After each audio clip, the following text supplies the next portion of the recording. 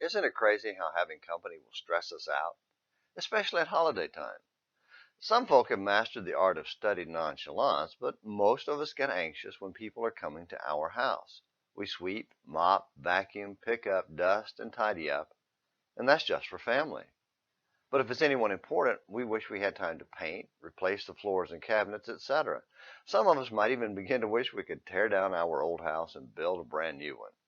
Seriously, we get those kind of crazy, panic-driven thoughts when we're concerned about what someone special would think about us. Okay, take that anxiety and concern and multiply it by the power of 10, and we might begin to understand how Israel felt at Mount Sinai. God was coming to visit.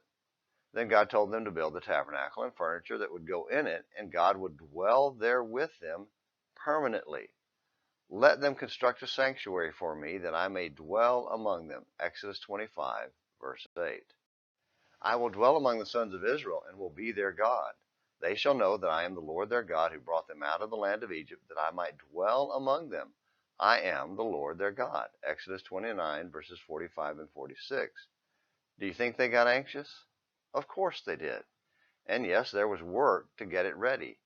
He even gave them detailed instructions on how to build his house. And when the day finally arrived, and God entered his tabernacle, his presence was glorious and awesome. Exodus 40, verses 34 through 38. But we're talking about God. He doesn't need a house. Acts 17, 24 and 25, and John 4, 24 tell us that. So what was the purpose? To scare them to death? To paralyze them in fear? No, it was God connecting with humans, with mankind. God wanted fellowship with them, and the only way that could happen was for him to come to them. But he had a greater plan to dwell with mankind in Jesus. As glorious as the cloud and fire were in the tabernacle, the presence of Jesus in his church is far more glorious, as Jesus lives within his people. That's Ephesians 3, 14 through 21.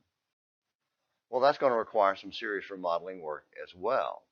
And yes, he gave specific instructions for that too. Ephesians 5, 1 and 2. But don't let that stress you out. Let go of fear and cast your anxiety on him, because he cares for you. 1 Peter 5, verses 6 and 7.